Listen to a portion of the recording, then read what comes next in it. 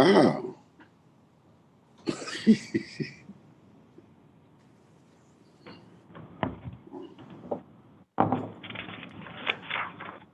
Okay. And good morning, everybody, and a happy new year. It's good to see everyone on this great Tuesday morning, the Founders Day of Kappa Alpha Psi. Our president, Levon Manzi, will not be joining us this morning at the 9 o'clock pre-meeting, but he will be joining us at the 10:30 meeting on this morning. So not to hold meeting hold up any further, we're going to be in our capable hand of our city clerk, Ms. Lisa Carol Lambert. Happy 110 years, Mr. Vice President, and your fraternity. This is the pre-meeting of the Mobile City Council, Tuesday, January 5th. We have approval of minutes from December 22nd. Good job. Good job. She did good. We have appeals, request for waive of the noise ordinance in Langham Park on February 14th from 1 to 5 p.m. When are we gonna read the Paul West resolution? Probably. Early, I would hope. Right after, right there around communications from the mayor, maybe after the mayor, maybe Right. before the mayor makes his. Yeah. I think it's a joint resolution from the mayor's office, right? Yeah. So yeah, I think it, out of respect, it should go first. I agree. Okay. When I make my remarks, why don't I just call on Joel or Gina, whoever's going to do it, I'll call on you first. Yeah, I'll be reading, Mayor. So when my opening remark will be to call upon you, Okay. to read the resolution. Thank Sounds you. good.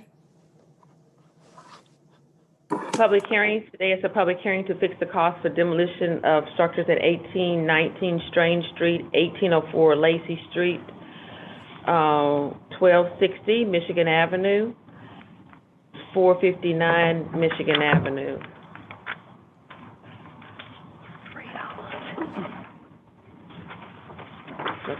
Public hearing to consider approval of a certificate of public convenience and necessity to Joshua Williams doing business as Malibu Transportation to operate a sedan service. And public hearing to consider approval of a certificate of public convenience and necessity to Tawana Purifoy doing business as True Love Transportation to operate a shuttle service. Petitions. Presentation of petitions and other communications to the council. We have Reggie Hill addressing agenda items. I don't have the email offhand, I'm sorry, with the items that he wants to address. Essential COVID items held over.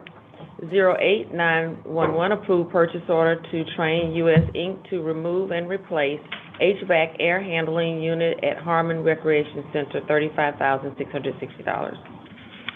08912, approved item-based bid for emergency equipment professional Inc. for hydraulic forcible entry tool, $1,837. 08915, approved purchase order to AutoNation Ford for Ford Escape, $22,400. 13916, authorized change order number 2 to the contract with Moffitt and Nickel. Oh, I'm sorry. Let me back up. With presentation of petitions and other communications to the council, I need to read into the minutes that the Rebuild Alabama Act gasoline and diesel fuel excise tax to document the activities for 2020. So I'll do that at that time. Okay. 21917, authorized contract with Arena Fire Protection for the installation of smoke detector testing stations at the Gulf Quest Maritime Museum, $19,500. 21918, authorized a contract with the University of South Alabama to complete a comprehensive Cultural Resources Survey at the proposed site of the Africatown Welcome Center, $58,802. 31919, authorized grant application to the Alabama Law Enforcement Agency for fiscal year 20 State Homeland Security Grant Program, $58,971, no matching funds. 35920, authorized lease agreement with Mobile County for Government Plaza. 6921, approve award of special bonus to the Office of the Month for August, September, October, and November as part of the Mayor's Incentive Program. Essential COVID-19 items. We introduced for the first time 08928, approved purchase order to Safeco, Inc. for a safety management software license and setup, $18,200.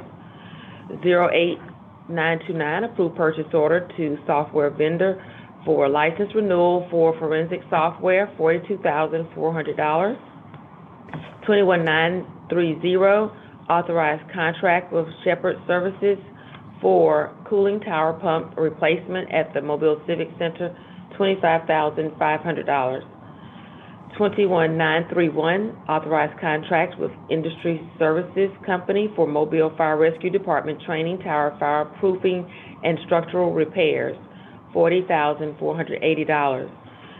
37932, recommend approval to the ABC Board for issuance of a restaurant retail liquor license to Debris at 276 Dolphin Street. 37933, recommend approval to the ABC Board for issuance of a lounge retail liquor Class 1 license for Club Society at 208 North Lafayette Street. Madam Clerk.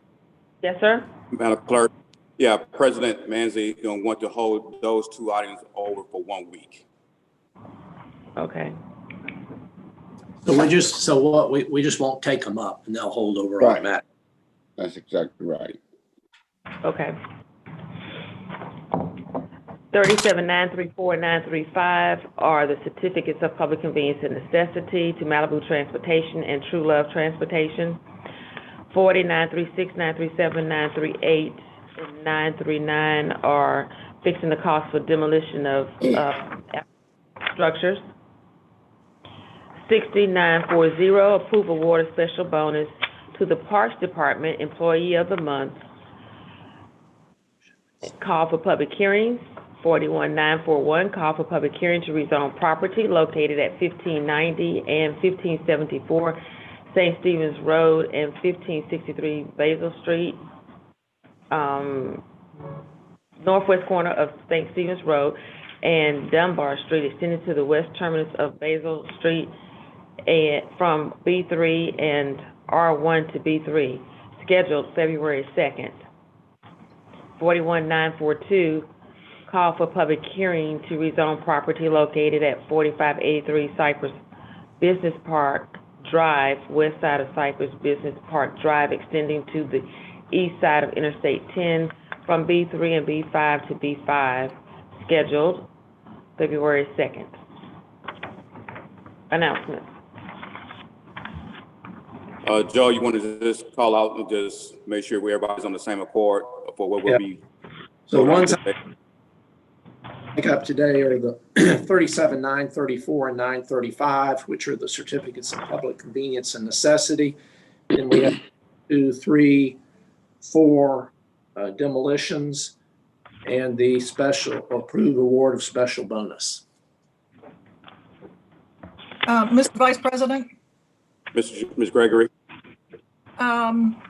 I'd like to do a moment of silence if we could for the family of Fred Wolf. Maybe we could do that the normal time around the pledge and the prayer.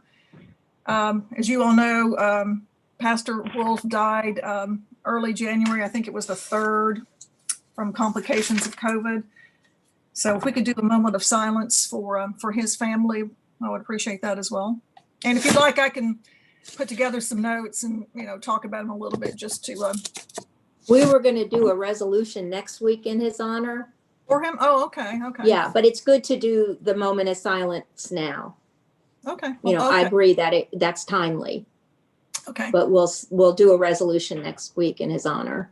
Great. Okay. Thanks. Mr. President, Yeah, you can see that, Ms. Gregory and President. No, Mr. Richardson.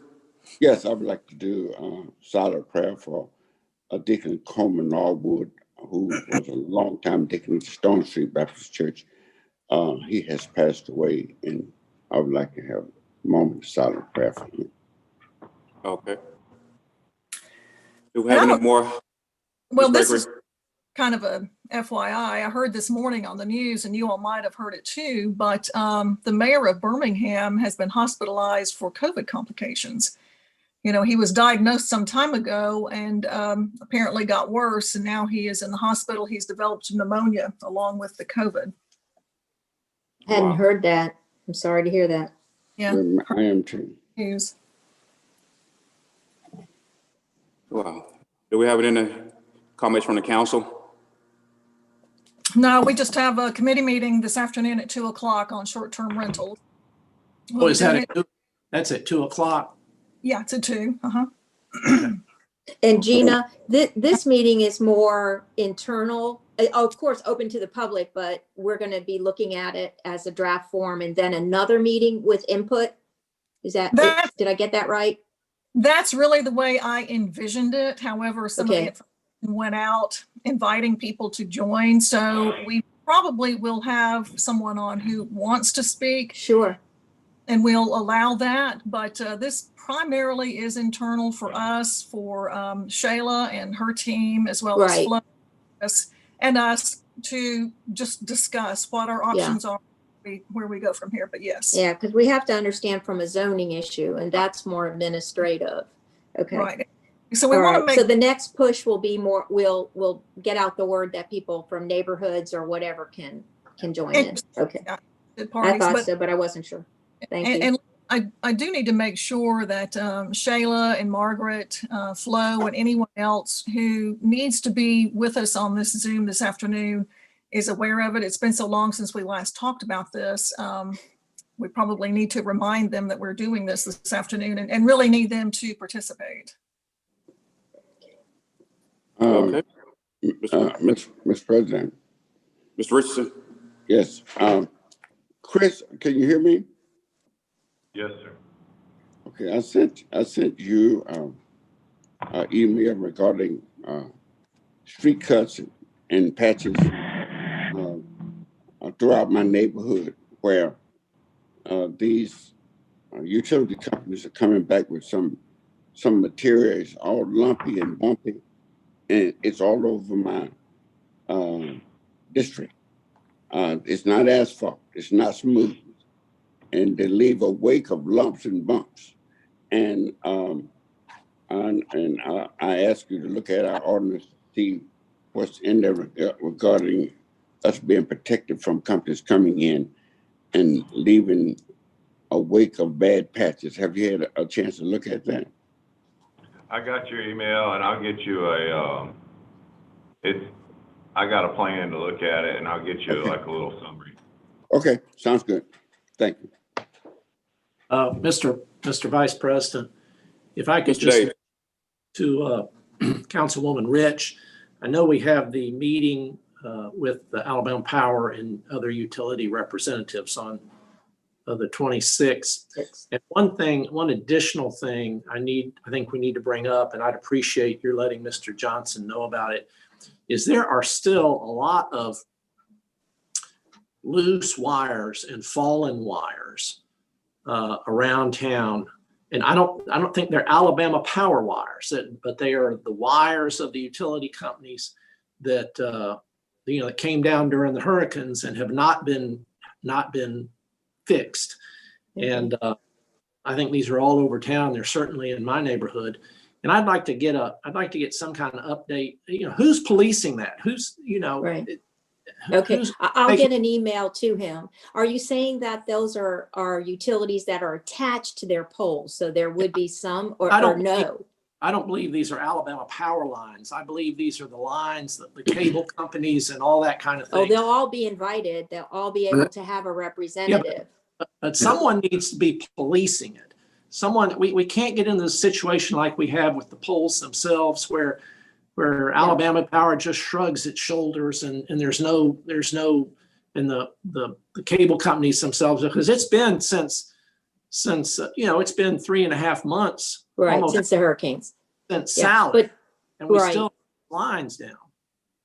And did you Oh. read the information that Chris sent about what he Yes. discovered as Yes. far as delinquent polls or harmful, whatever the word was? Chris, could you weigh in on that? Because that was very enlightening. And I'm not sure the rest of the council got that same information. You might want to disseminate that to them as well. Yes, ma'am. I don't remember the exact wording, but it was talking about derelict power poles that are no longer used. There is a city ordinance that allows the city electrician, whoever that is, to order those removed. And it's like a 50-year-old ordinance. I don't know if that needs to be looked at, if that's a position that even exists, or it may be under another department at this point. I don't know, but Yeah. there's a little bit of a ability to do something there. Right.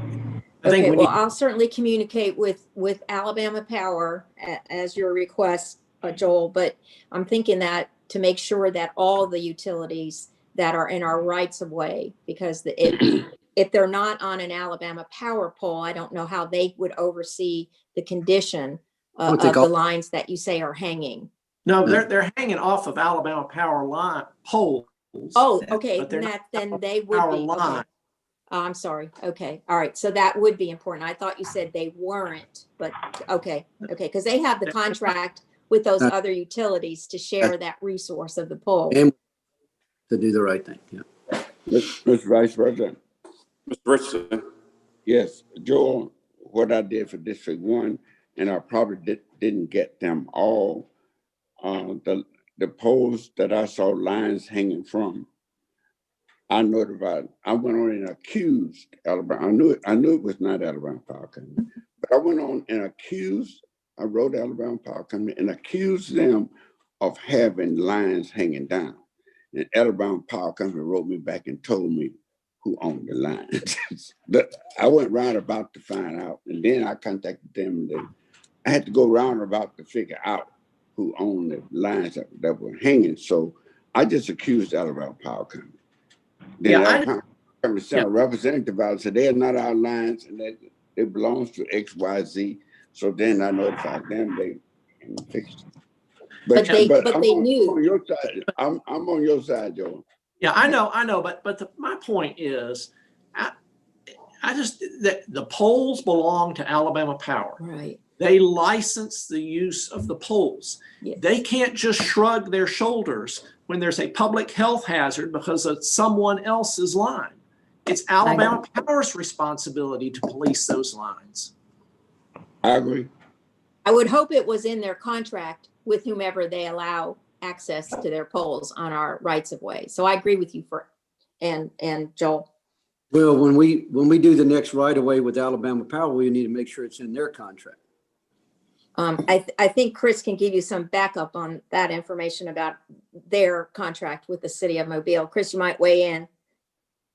Yeah, that's an interesting one. The Alabama Power franchise dates back to 1890 or something like that. It wasn't even 92. Alabama Power at that time. And so that's their franchise agreement. It's been existing ever since, and it it's not real complex like the ones we have these days. It's challenging. Yeah. That's all. Go to the PSC. any other comments from the council? Do we have anything from the mayor or administration? Good. Okay. Well, I guess I'll see you all at 10:30.